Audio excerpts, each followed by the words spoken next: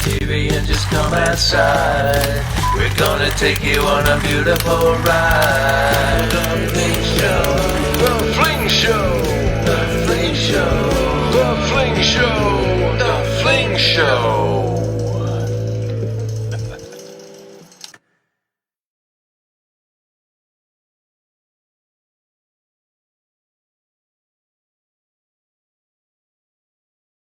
Hey, welcome to the Fling Show. Oh my gosh, has Texas had a whirlwind this past week?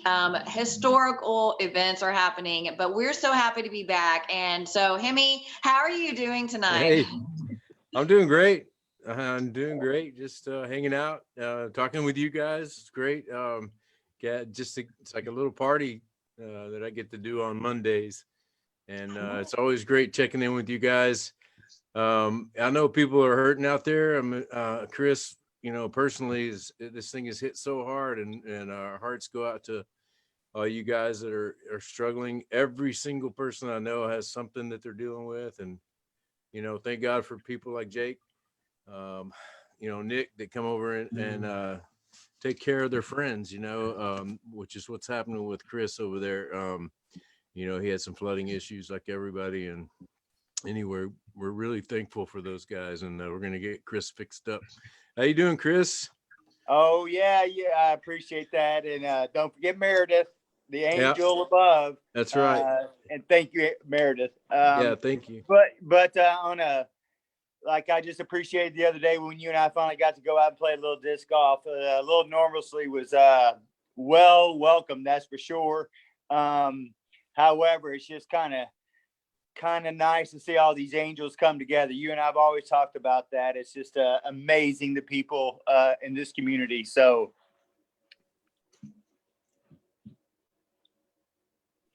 yeah, prayers out to Chris and them. I know it's a tough time, but we're going to segue and get to some really special stuff. I've been thinking about this one for actually since the beginning of the Fling Show. I've been thinking about getting these two, Jay and Dez, and now we got to finally get Dez on there. And so yeah, because Jay was kind of by accident that one time. He just kind of surprised us. It was still good, even though he had that frog. Remember, every time he was talking, that frog would go off. That was so great with him. He was stealing the screen time because of that frog. But his frog knew exactly what to do. Give him more screen time. So that was a great interview. Oh, and man, I loved having him on. That was awesome. It was a lesson in how to be charming. That's what Jay does. That's his thing. Right, no doubt. Not only that, but just really, this guy comes with a lot of integrity. And having Dez on, amazing, good stuff. It's kind of funny because I don't think Dez remembers, but the first time I ever met her is I fed her. I was the cook at Spring Valley when they came down, and when Andy and them first put that little food trailer out there, and Dez and Jay came and they parked theirs right next to it and had a putting clinic and all that. And I was able to spend some time with them for a couple hours while nobody else was around. And I don't know if she'll remember that, but that was the first time I got to meet her. And it was quite nice experience because what wonderful people they are. And I really, really look forward to what this interview is going to bring this evening, because you and I have the same passion about not only growing the sport, but especially growing it on the female side, because these ladies are quite impressive. They're incredible people, incredible players. And I just love it. It just warms my heart. That's for sure. Yeah. Well, this thing kind of progressed. I wanted Meredith and Chrissy to handle this thing, and it turns out Des wanted them to handle it, and they worked out some stuff, and so I'm excited to hear from the girls what's going on with Des. Meredith, you want to take it from here? Yeah, so how excited are we? So let me introduce to you, as you probably already know, Des Redding. Thank you so much for agreeing to come on with us tonight. We are just so honored to talk with you all things disc golf. Just so excited. I do want to say I'm sorry for the hardships you are going through. I'm glad you're, coming out of it and things like that. And we, a lot of people have gone through a lot, but I wanted to start out with saying that we know 2020, let alone COVID, was kind of an insane year, but you actually had a hip surgery and went through, coming back from that, can you tell us a little bit about that? I can, but let me first say hi to all the fling show and the Hey. flingers and the fling blades. Yeah, it is good to see everybody, and really, thank you for having me on. I would like to kind of like date to see if I really made you wait that long for me. I feel like in my time scope, I came on quite early, so it's good to be part of it. Yeah, this isn't my comfort zone. I heard I got that good parade introduction with our frogs on the porch and Jay being charming. He definitely handles the portion of the interviews much better and more relaxed than I am. But I am glad to be a part. It's really good to see women have equal billing on a show too. So good to support. And Hemi and I go way back. And Chris, nope, I've got a black hole dump memory, so I won't remember that. Somewhere down the line, you helped my cells grow, so it will always be a part of it. I appreciate it. You bet.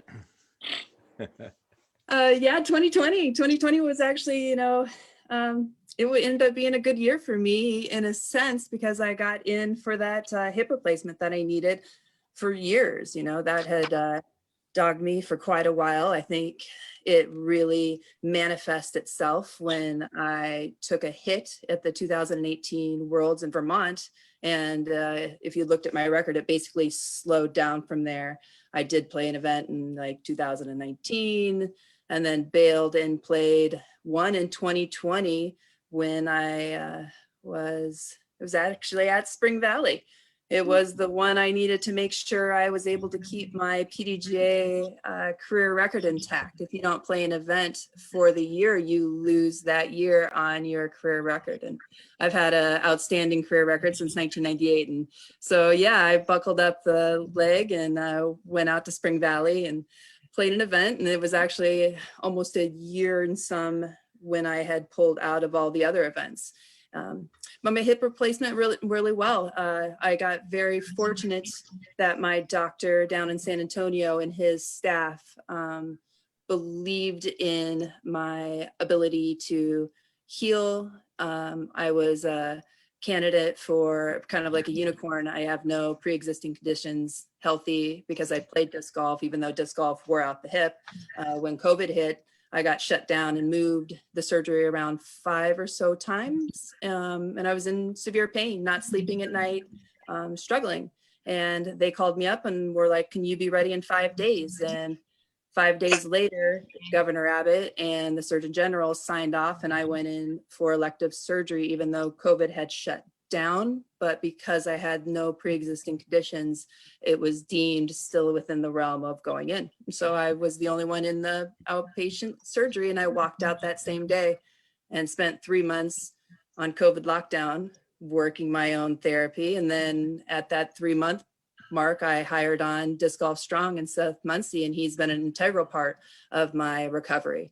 And so COVID allowed me to slow down. It was the first time in 20 years since I was like 19 that I hadn't traveled in 2020. So it was an incredible year of stillness, finding different graces that you work on. And I fared okay. There was a lot of lost sailors that we lost in 2020. So I actually, being able to rebirth almost in a sense, I feel incredibly fortunate. That's amazing. And in fact, I remember, I think for the first time talking to you at Spring Valley, and that's where we talked about FP40, and you're like, what? Like, let's get this going. With that said, your 2021 is looking hot, and you took the win at Victoria Open in such like insane conditions. So tell us about that, like the conditions, the challenges that you went through with that. Like it was awesome to witness your consistent game. It was beautiful. Yeah, that was fun at Spring Valley. So Meredith and I, we actually got to know each other because actually Chrissy and Meredith, you kind of came onto the scene about when I was kind of like almost phasing out because I was struggling so much. I think Chrissy, you were about 2015, 17 maybe or so for Meredith coming in. And so it's been good to watch your guys' game really hit. And then Meredith, I was just shocked that you were 40. So it's the benefit of sometimes playing in your division and getting to know other women. And so, yeah, I was incredibly blessed to be able to play with you in Victoria. And I have no benchmark. That was kind of one of the first events that I have come back. I haven't practiced that much. I putted, but it was like you said, windy and hard conditions and cold hands. But from round 1 to round 2, I adjusted on upshot, something that is, a little bit more controllable, but I don't know distance anymore. I mean, it's been so long. So it's I have a long ways to go. I need to go out and film myself and get a rangefinder and work on how far I throw now and learn a game all over again. I'm trying to eliminate this huge stride that, in the end broke my hip that I don't need, so these are all things that, I just had always had in my own form from a softball pitcher. Having a long stride, I just reversed it and I had a long stride as a disc golfer, and it just wore the hip out. And now there's no sense of doing that anymore. You can still generate tons of hit being concise on a coil. But it's a matter of reworking wiring and visualizations of 20 years. So it's just like when I first I'm sure I have it somewhere as an old VHS of myself filming my original form where I crossed in front of myself, feet, wrong, and held onto the disc. So it can't be that bad. I love that VHS, and you probably still have it. I think I do. I got a couple boxes. I love that. So what does your 2021 look like? Are you all going to kind of go on tour? Oh man, I'm 49. I like rolling around, so I will play some events, and yeah, those days of I don't know. Okay, there's so much in Texas. There is so much in Texas to choose from. Yes, there is. Yeah, Texas will keep you busy.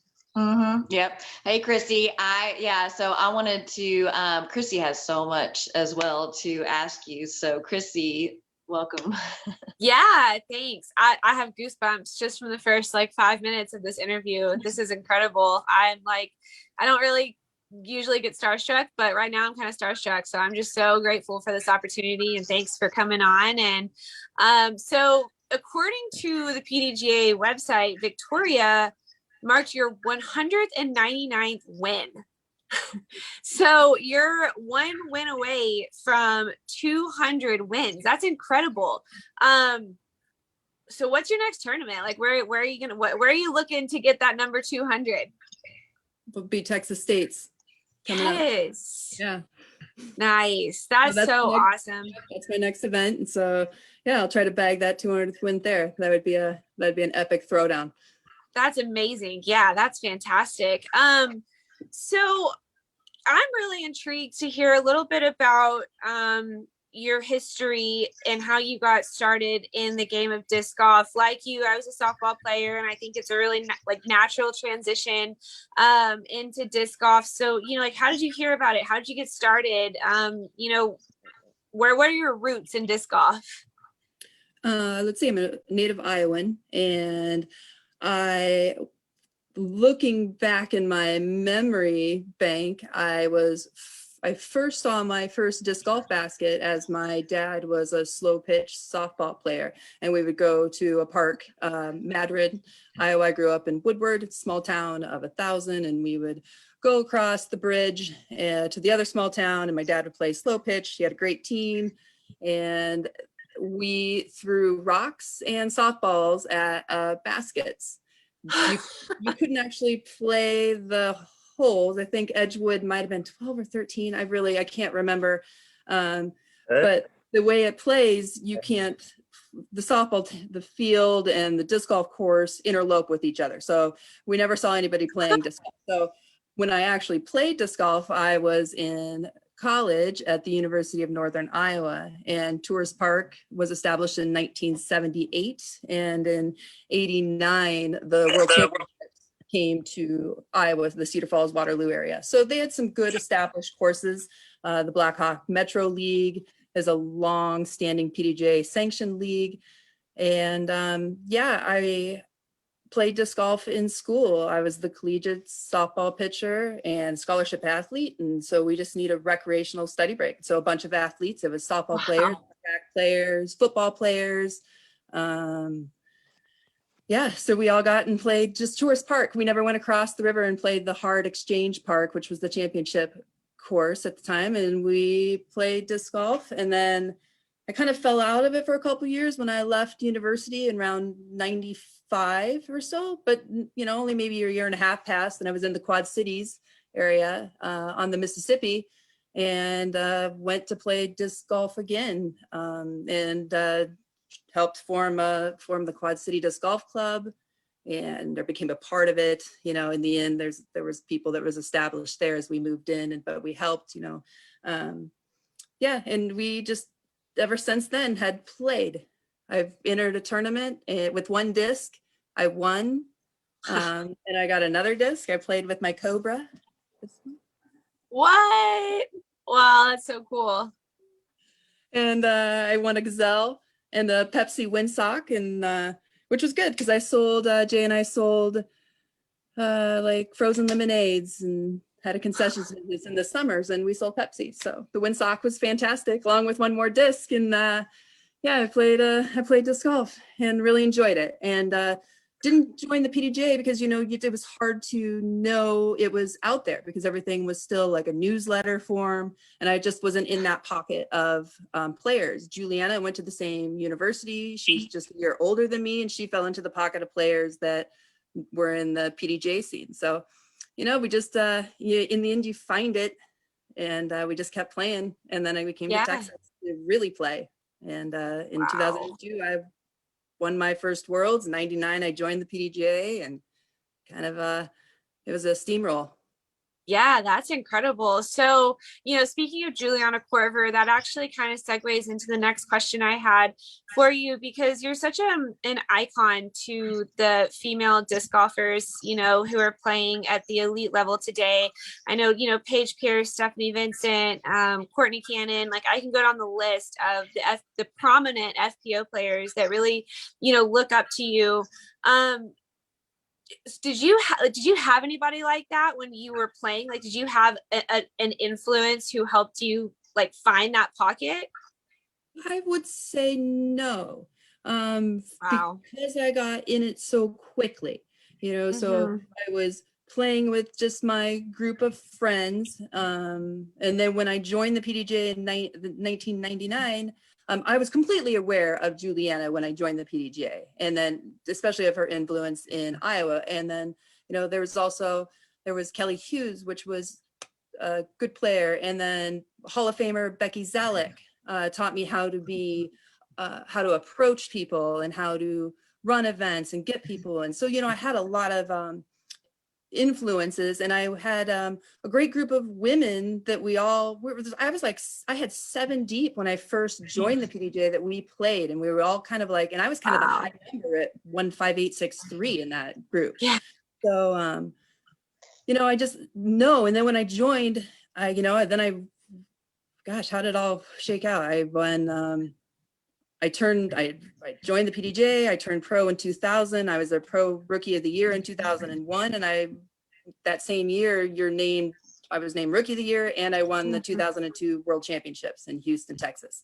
So I think because of that short time, you know, and the fact that there wasn't any YouTubes and everything else to like really see people, if you didn't get a magazine and look at pictures, you didn't have so much influence. I can say when I went to the 2000 Pro-Am Worlds and watched the final group, I got to watch Juliana win that Worlds. I was equally excited about Deb Brenner from Florida and her putt. You know, she had such a zinging putt, and I remember being completely influenced at the time, you know. And so I didn't have so many influences, but I can respect so many parts of people's games as I played with Elaine and her discipline of course control, and Juliana is able to feed tight lines.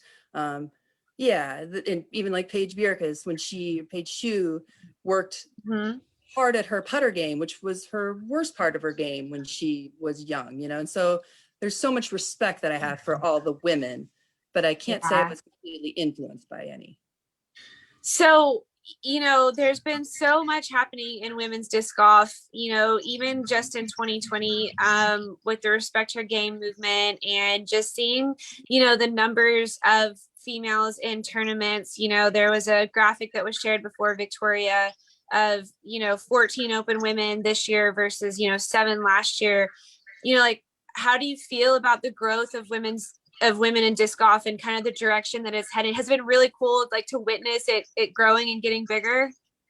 Oh, absolutely. I mean, the Respect Her Game movement is a complete manifest of decades of not having enough coverage. As I've been sorting through different photographs and PDGA's Flickr accounts and looking for old photos of women. I mean, back when I was playing in the 2000s to the 2008 to 9, there is just completely no pictures of women. I mean, there's some. That's a complete right. wrong statement. There are some, but it's a very small segment. And so yeah.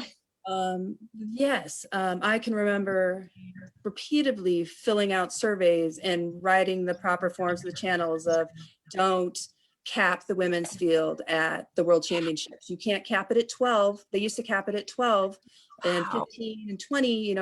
You can't expect the divisions to grow, and the PDGA did ultimately listen in 2015 with J. Gary Dropchow at the World Championships in Allentown. That's when I won Pittsburgh. They lifted the cap, and that was the huge momentum surge.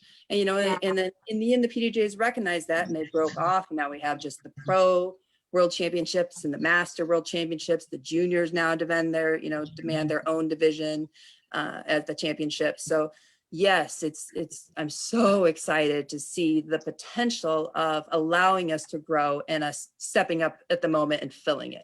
Wow. And that is what's really important. And I was excited that Merritt and I were able to fill the 40-year-olds division, because it is important to still establish those divisions, because tournament directors want to be able to satisfy those divisions. If they don't know we're out there, then they just won't offer it either. So, kudos to everybody who takes the time to empower women, both men and women. It's a big battle, and I'm glad we're fighting. I agree. It looks like in the next few years that FP40 division is it's gonna grow, and it's gonna be solid. I can't wait to see some of the action go down in the next few years in y'all's division. That's so exciting. I'll be out by then. Come back. So you have 3 world championships, rookie of the year. You have so many like accolades and titles under your name. Which one to you is the most memorable? Which one sticks out to you? Which one do you cherish the most? I have 4 world titles. 4. I'm so sorry. That's the Forgotten Masters, and I can say that's the least memorable. I'm glad I got one. Kind of like collect all. It's like trading cards, right? And I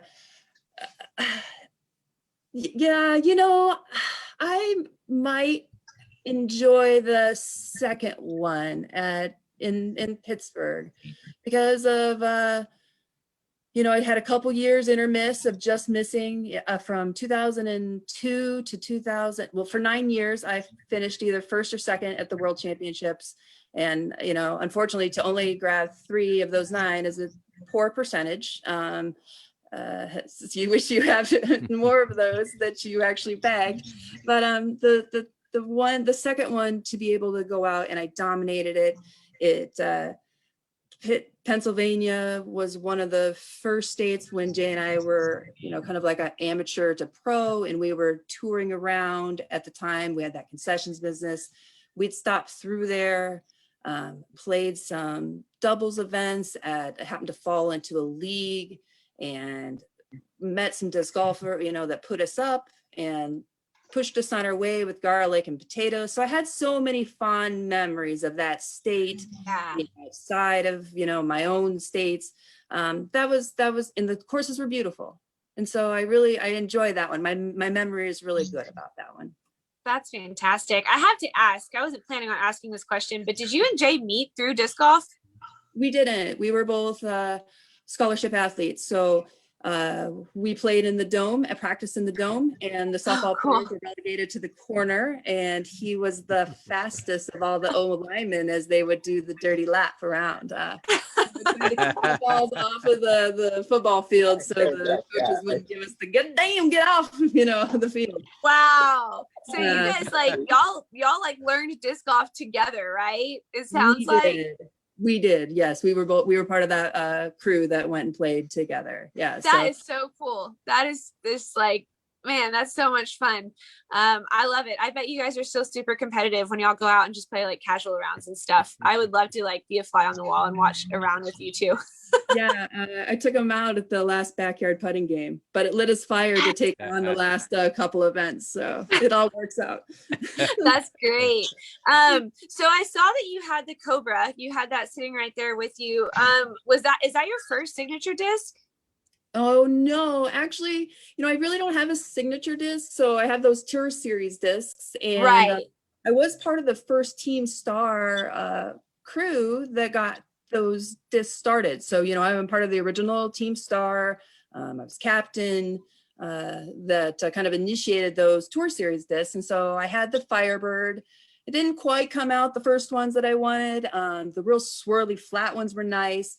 I can say that Innova, when they did those Star Stingrays for me, that was a really nice run of discs that they did. Yes. All the artwork was my own, from the Firebird to the Stingrays. Those are both my own drawings and artwork. Oh, wow. That's a great disc. The Cobra is my first disc.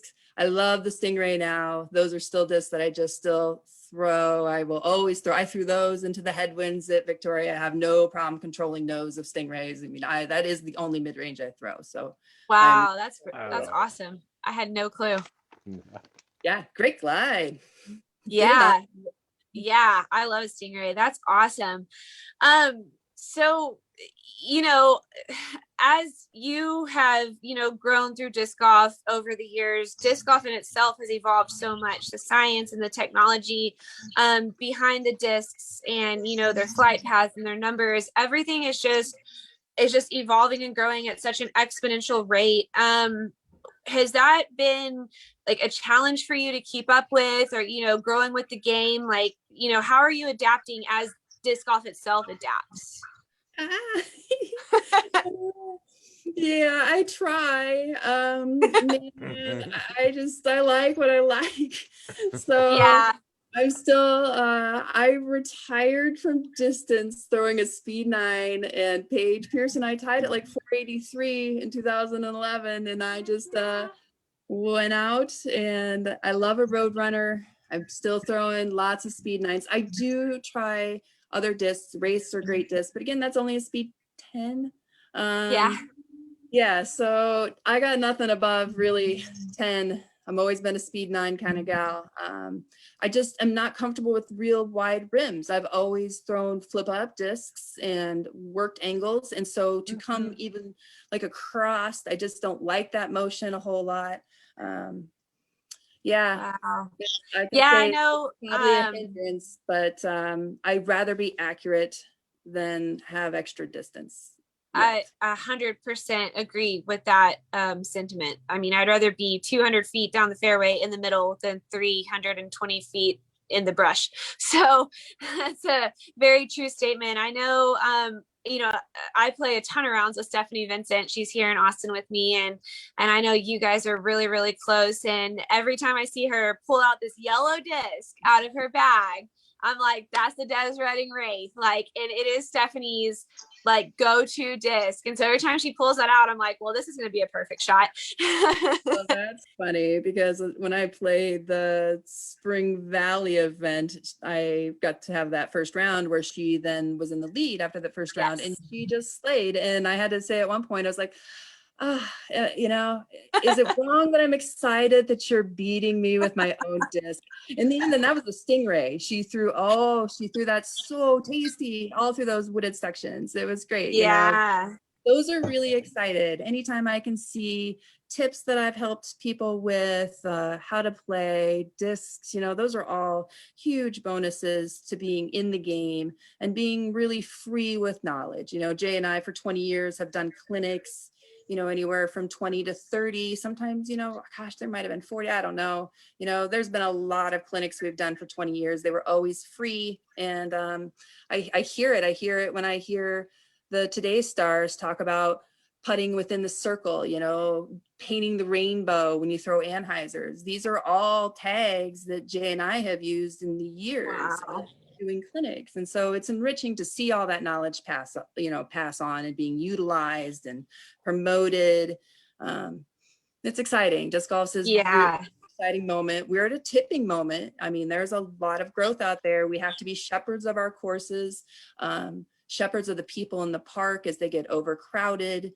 We can't throw on people. We can't assume people know what disc golf is. And we can't assume that the disc golfers that are playing really know what disc golf is also, from litter to proper use of the equipment. So, you know, us that have been around, even if it's a 3 or 4 years worth of being around, be kind, and then, you know, spread what really disc golf is, which is picking up and being shepherds of the land, because it's priceless that we get a utilized green space nowadays. That's amazing. What an amazing sentiment. You know, all the clinics that you mentioned, all the teaching that you and Jay have, all the knowledge that you guys have shared with, you know, so many players throughout the years. Is that kind of what segued you guys into the EDGE program? And tell me a little bit about that. I would say no. When we came down to Texas in 2001, and for the whole 2002, we were substitute teachers. And so we helped form a disc golf club at Aikens, and John Houck had actually had equipment that was at the Austin ISD's kind of like facility, and it just was not being utilized. So we asked to check it out. We formed a disc golf club at the Aikens after school, and it went from what is this to a really well-attended club program. And then in 2002, when I won the World Championships, I qualified for the US Championship. And I went out and I got paired with Harold Duvall of Innova Champion, who also had John Lixit following us. And we talked about disc golf and education. I told him about the club program, and we started to spearhead an idea that Harold and John was formulating with an educational program. And so Jay and I got on board, and we helped write a 3rd through 12th grade standards-based curriculum. And since 2003, EDGE has reached 2 million students through lightweight discs, has partnered with countless tournament charity program donors, and has really facilitated and become the industry leader in disc golf. In 2019, I actually progressed and moved on from EDGE to work for the PDGA in their new founded youth and education department. And I made that move in hopes of being able to use another vehicle to use the knowledge that I had gained with working with EDGE into helping more youth in organized play. So EDGE is really great in working with the schools and working on the curriculum and working into the physical education realms. And the PDGA, we hope to really bridge a nice gap between youth clubs and giving youth the opportunity for more organized play. Unfortunately, COVID has sidelined a couple of our programs, but as everything opens up, it just gives us more room to really see what's out there and where we need to go with this new growth. Right now at the PDGA, I've launched the COVID-19 relief project, and it's still open to educators that have a campus course or a course nearby, and they can apply for relief funding through equipment grants. And so there's some really good things on the horizon as we try to navigate the new growth for disc golf. Yeah, that's fantastic. Even since COVID, I feel like disc golf, you know, COVID just kind of, I don't know, like curtailed this entire like new wave of disc golfers. And even, you know, at our local courses around Austin, since the start of COVID, I've just seen so many new players out on the course. So, you know, I think that everything you said is just to a T, and you know, finding ways and resources that we can facilitate that growth is just, you know, one of the best things for our sport right now. So I just think that's amazing. I just have one last question for you before I hand it back over to Meredith. And this is just kind of like a closing question. What would be your number one tip for any disc golfer who is relatively new to the sport? What is one thing you would tell them? I know that's a tough one. Yeah, it is. I mean, because there's so much out there. You can see so much out there. go just explore. You can't throw enough shots. And so I would say that really, I think, gave me a leaping edge that happened to be such a small little thing that I did, was I was so hungry for disc golf when I first started, and so just even playing around, I felt like I couldn't get enough throws in. So I would do small little forehand rollers, maybe to the next tee from the pin, or hit the mark. I played a ton at rest areas just with little, our Jay and I, we bring our putters around and play object golf as we would stretch. Yeah, so all of those little opportunities just to throw little touch shots, nuances shots, I think is a little missed opportunity that a lot of us take for granted. And I really enjoyed it. It gives you a great love of the disc and its abilities. And I think that's great, because you never know when you're actually going to need those shots. So, hey, the more you can practice them, the better. I love that. Des, I have learned so much just in this short time talking to you. Thank you so much. I really appreciate your time. Meredith, I'm going to hand it back to you. Thanks, Chrissy. It was good talking to you. I hope we get to play together soon. And me too. Yeah, I'd look forward to see this rocket game that you keep leaping forward with.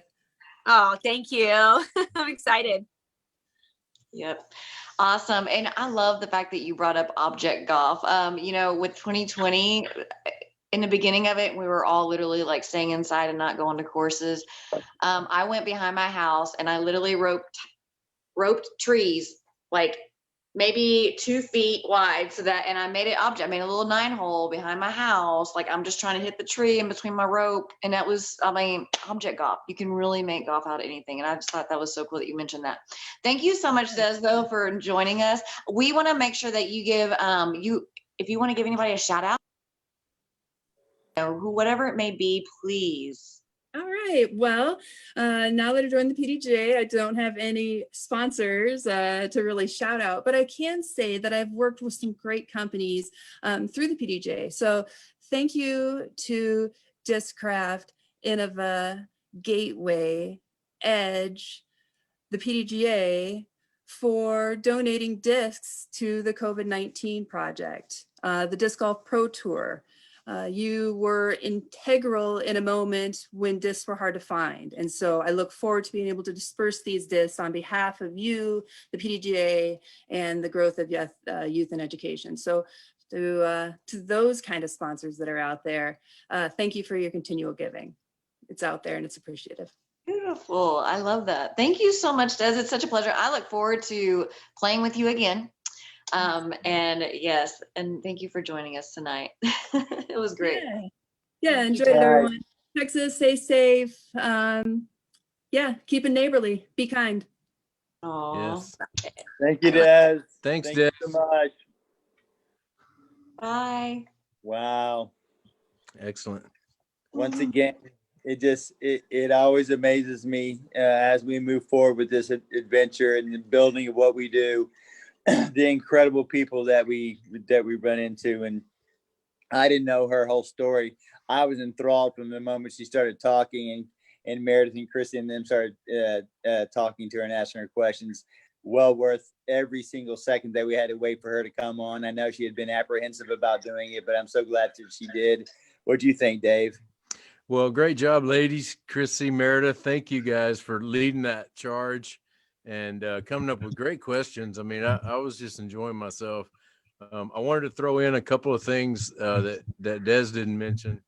Also, 3-time Maple Hill champion, which is Steve Dodge's, the Vibram thing. So she's won that, which I've always considered that kind of like the other USDGC. So she's had some incredible wins in that, out of that 199 that she's amassed. That's cool. I mean, I learned a lot from that. The other thing too that I was thinking about is her relationship with Juliana, and just, I mean, they both kind of came from the exact same area. I was lucky enough to be there for a while in the Midwest, so I played a lot of those courses that she was talking about, and Juliana created the Pickard course, which is my top #1 course. So I was just curious. I didn't get to ask Des if she had any involvement with the design of that course, because man, the course design out there is amazing. So I can see why it produced such great disc golfers like Jay and Des, and so great to hear from Des. The other thing that kind of got my attention was the fact that she's now with the PDGA. Yeah. She was able to thank everybody, she became everybody's spokesman, That's amazing. that moment. Yeah, that was nice. I also wish that we would have been able to interject just a little bit that we did miss, is that not only the incredible thing that she's doing, but the incredible things that our two partners here are doing. Because I think that not only what Des is doing, but what Chrissy is doing and what Meredith's doing, what you ladies are doing to grow this is just incredible to be a part of and to watch and experience. And I sure hope that Des gets the opportunity to sit back and watch what you two wonderful ladies are doing. Thank you, Chris. Hey, I have to give my husband a shout out because I kind of geeked out. Chrissy mentioned like starstruck, and I kind of geeked out asking her and Victoria, not knowing that Hemi and her had already like talked months before. But Sean was like, "I'll go talk to her." Like Sean asked her for me, and then I went and apologized to her for geeking out. I'm like, I'm sorry. Like, that's why Hemi tells me to do it, because I don't care. I'll walk up to anybody. It doesn't matter to me. I'm like, okay, whatever. I it wasn't geeked out a as deal. well. I mean, too. I don't know why I geeked out. Like, I played with her and I was all cool, but then whatever. I for whatever reason, I did. I have no shame either. I'm with Chris. I have no shame. If there's ever anybody, who we need to get on the show for one reason or another, like I have no shame in just being like, hey, the worst they can say is no, right? We'll keep after them.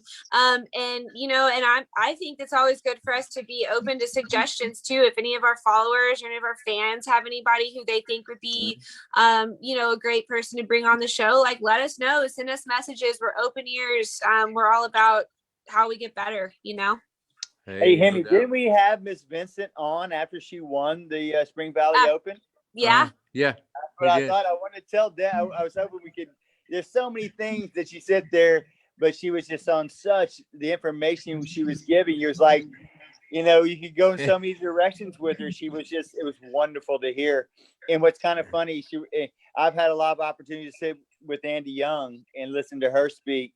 And it was amazing how they sounded very, very similar, especially like when Chrissy asked her about her beginning and how it started and who she looked up to. It's like, hell, I was throwing rocks at trees, I mean, it's kind of hard to look up to somebody else throwing rock at a tree when you're the only one doing it. So I thought that was quite entertaining to hear, that's for sure. Yeah, that's cool. It is kind of tough to be like the only Michael Jordan or whatever. The OG. I can't even imagine not having, and the other thing too that I wanted to kind of throw in there when she was talking too was that, she said we didn't have YouTube or whatever. And I say that a lot too, but I did have a version of that. And it was the Marshall Street DVDs, and I still have them. Hopefully we'll get to throw some of those on, but Des was a star in those, and Jay was on those too.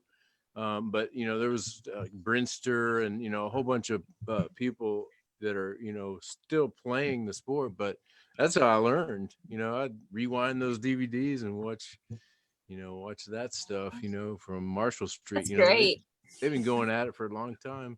One other thing I wanted to add too was that I've had 2 discs signed in my life, my whole career, by somebody. You're talking about geeking out. And one of them was Climo, and the other is Des and Jay.